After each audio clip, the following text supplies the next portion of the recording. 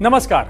आज तक के डिजिटल प्लेटफॉर्म पर हमारे इस खास शो आरएनए में आपका स्वागत है और मैं हूं संजीव पालीवाल। देश में इस समय एक अकेला व्यक्ति है जो अपने पीछे हुजूम लेकर चल रहा है। एक ऐसा व्यक्ति जो शायद देश में विपक्ष की बागडोर संभाले चल रहा है।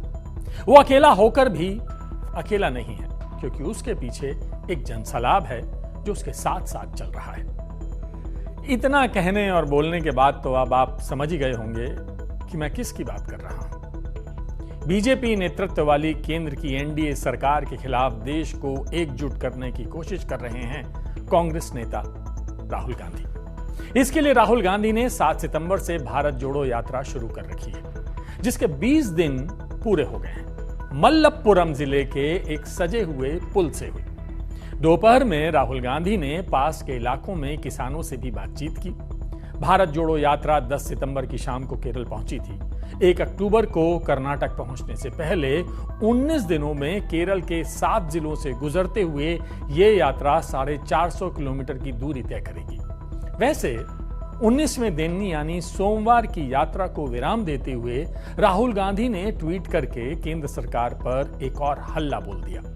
उन्होंने लिखा, आज बड़े उद्योगपतियों का अरबों का कर्ज माफ किया जा रहा है, लेकिन अगर एक किसान या छोटा व्यापारी छोटा सा भी कर्ज ना लौटा पाए तो उसे डिफॉल्टर बताकर जेल में डाल देते हैं। भारत जोड़ो यात्रा हर अन्याय के खिलाफ है। राजा के ये 2 हिंदुस्तान भारत स्वीकार नहीं करेगा। कांग्रेस के ट्विटर हैंडल ने भी राहुल गांधी की इस बात को साझा करते हुए लिखा, मोदी सरकार 2 हिंदुस्तान बना रही है, एक हिंदुस्तान अमीरों के लिए और दूसरा गरीबों के लिए। भारत की जनता 2 हिंदुस्तान वाली विचारधारा को स्वीकार नहीं करेगी। इसलिए आज भारत जोड़ो यात्रा की जरूरत है। अब मतलब ये कि राहुल गांधी की भारत जोड़ो यात्रा के मकसद को पूरा करने की पुरजोर कोशिश चल रही है। 24 सितंबर को भी राहुल गांधी ने केंद्र सरकार पर निशाना साधा था। उन्होंने लिखा था, मुरादाबाद और उत्तराखंड में युवतियों के साथ जो घटनाएं हुई हैं उसने सबका दिल दहला दिया है। भारत जोड़ो यात्रा में मैं कई प्रतिभाशाली बच्चियों और युवतियों से मिल रहा हूं, उन्हें सुन रहा हूं। एक बात साफ है, हमारा भारत तभी आगे बढ़ेगा जब देश की महिलाएं सुरक्षित होंगी। उसी दिन अगला ट्वीट उन्होंने अंग्रेजी में किया और निशाना साधा पीएम मोदी पर। उन्होंने लिखा, पीएम अक्सर पूछते हैं कि 70 साल में क्या किया। हमने कभी भी भारत को सबसे ज्यादा बेरोजगारी नहीं दी। हमने कभी भी भारत को इतनी रिकॉर्ड महंगाई नहीं दी जितनी आज वो झेल रहा है। बीजेपी सरकार किसानों, युवाओं और महिलाओं की सरकार नहीं है। यह सिर्फ भारत के सबसे ज्यादा अमीर 5-6 लोगों की सरकार है जो किसी भी बिजनेस पर अपना एकाधिकार जमाए बैठे हैं। राहुल गांधी ने यह भी कहा है कि पैसा गायब नहीं होता, बल्कि यह देश के कुछ अमीर व्यापारियों की जेब में जा रहा है। हम इस अन्याय को स्वीकार नहीं करेंगे। उन्होंने कहा कि हम ऐसे भारत को स्वीकार नहीं करने जा रहे हैं जहां यूनिवर्सिटी की डिग्री आपको नौकरी नहीं दिला सकती। राहुल गांधी ने कहा कि बीजेपी आरएसएस चाहते हैं कि यह नदी यानी उनकी रैली में शामिल लोगों का सैलाब है वो बट जाए। वो चाहते हैं कि लोग आपस में लड़ें। वो तो एक ऐसी नदी चाहते हैं जहां कोई गिरे तो उन्हें कोई ना उठाए और जहां हर कोई अकेला हो। राहुल ने कहा कि वो बांटकर और नफरत फैलाकर देश को चलाते हैं। राहुल गांधी ने कहा कि वो कुछ लोगों के लिए काम करते हैं, पूरे देश के लिए नहीं। उनके लिए भारत शासन करने की जगह है, जबकि हमारे लिए भारत एक आवाज है जिसे सुना जाना चाहिए। इसलिए हम इतनी दूर चल रहे हैं क्योंकि हमें अपनी आवाज पर विश्वास है। एक तरफ तो राहुल गांधी अपनी यात्रा और उस दौरान हो रहे अनुभवों को हर सोशल मीडिया पर शेयर करते चल रहे हैं, वहीं उन्हीं की पार्टी में एक जगह भारत जोड़ो यात्रा को लेकर हाथापाई भी हो गई। आइए उसके बारे में भी जान लेते हैं। राजस्थान में तो जो हो रहा है वो हो ही रहा है, आप सबको पता है। वो कहानी एक अलग कहानी है। लेकिन असम में कांग्रेस की भारत जोड़ो यात्रा की चर्चा को लेकर रखी गई मीटिंग में कांग्रेस कार्यकर्ताओं के बीच जमकर मारपीट भी हो गई। कांग्रेस कार्यकर्ताओं के 2 गुट आपस में भिड़ गए। इस लड़ाई का वीडियो भी सामने आ गया। सोमवार को असम के धुबरी जिले के राजीव भवन में भारत जोड़ो यात्रा की चर्चा के लिए बैठक बुलाई गई थी।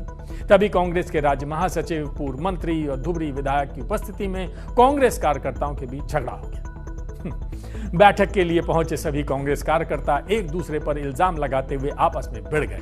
किसी ने इस घटना का वीडियो बना लिया जो वायरल हो गया। सभी के बीच जमकर हाथापाई होने से माहौल तनावपूर्ण हो गया। फिर किसी तरह वरिष्ठ नेताओं के हस्तक्षेप के बाद कार्यकर्ता शांत हुए।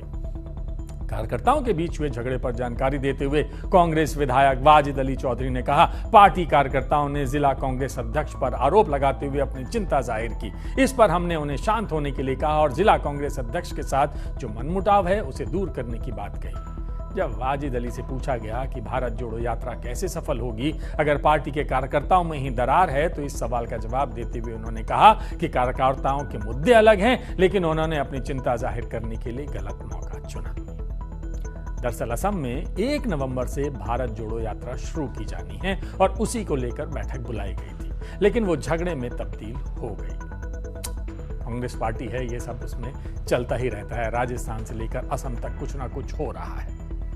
राहुल गांधी की भारत जोड़ो यात्रा के अलावा कांग्रेस कितनी और ऐसी यात्राएं करेगी या कर पाएगी, ये कहना मुश्किल है। लेकिन राहुल की यात्रा के चर्चे देश से दुनिया तक होने लगे हैं। ऐसी खबर है कि कांग्रेस के इस अभियान की सराहना करने वालों में हॉलीवुड के जाने माने एक्टर जॉन क्यूसेक भी शामिल हो गए हैं। भारत जोड़ो यात्रा में राहुल गांधी के प्रयासों की सराहना करते हुए जॉन क्यूसेक ने ट्विटर पर लिखा कि भारतीय संसद सदस्य राहुल गांधी केरल से कश्मीर की ओर आगे बढ़ रहे हैं।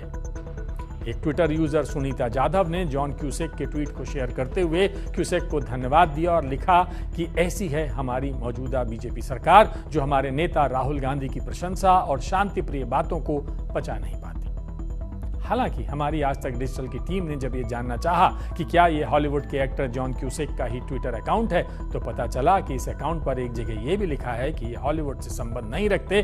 तो हम आपसे यही कहते हैं कि इसे सिर्फ एक वेरीफाइड ट्विटर यूजर का ट्वीट समझा जाए, इससे ज्यादा कुछ नहीं। आपको तो पता ही है कि आरएनए में हम फेक न्यूज से रखते हैं दूरी और बताते हैं आपको बातें जरूरी। राहुल गांधी समेत कांग्रेस समर्थकों को भी हॉलीवुड सपोर्ट ना समझकर अपनी भारत जोड़ो यात्रा पर ध्यान देना चाहिए, क्योंकि उसका उद्देश्य कांग्रेस ने बहुत बड़ा बना रखा है। भारत जोड़ो यात्रा कांग्रेस द्वारा शुरू किया गया एक जन आंदोलन है, जिसका उद्देश्य केंद्र सरकार की कथित विभाजनकारी राजनीति के खिलाफ देश को एकजुट करना है।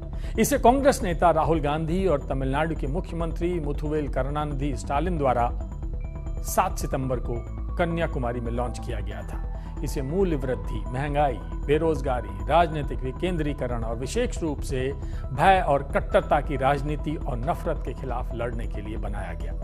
ये 3500 किलोमीटर लंबी 150 दिन की नॉन स्टॉप पदयात्रा है जो देश भर के 12 राज्यों को कवर करेगी। इसमें राहुल गांधी दिन में लोगों से मिलेंगे और अस्थायी आवास में सोते हैं।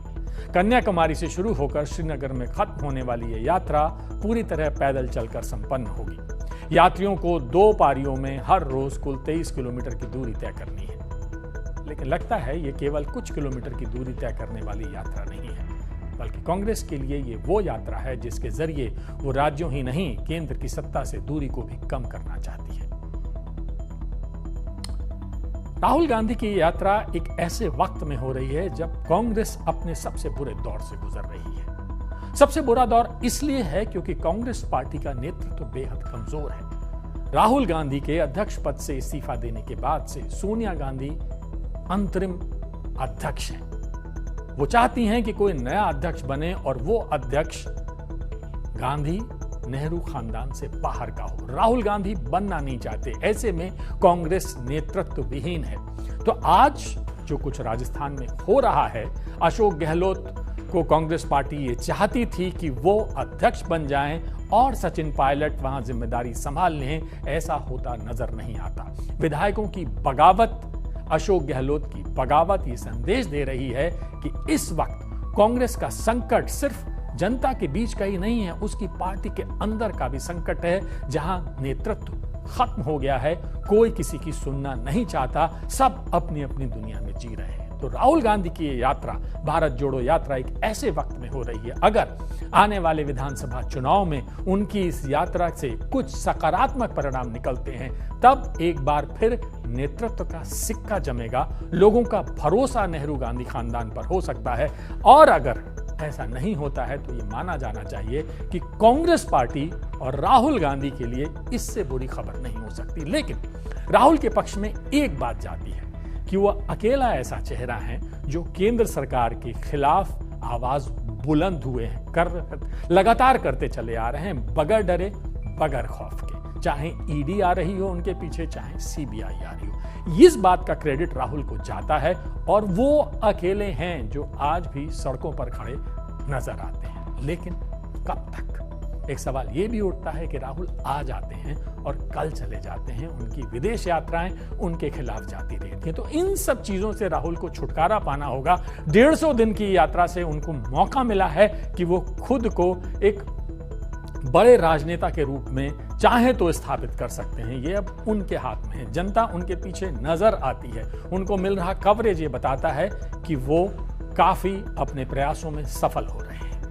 इसी के साथ अब आप सभी दर्शक जो हमें आज तक के डिजिटल प्लेटफॉर्म पर फॉलो कर रहे हैं, देख रहे हैं, उनसे हमारा एक सवाल और एक रिक्वेस्ट। कैसा लगा आपको हमारा आज का ये शो आरएनए? कमेंट करके इस एपिसोड के बारे में अपना रिएक्शन जरूर दें और सब्सक्राइब करें हमारा चैनल आज तक।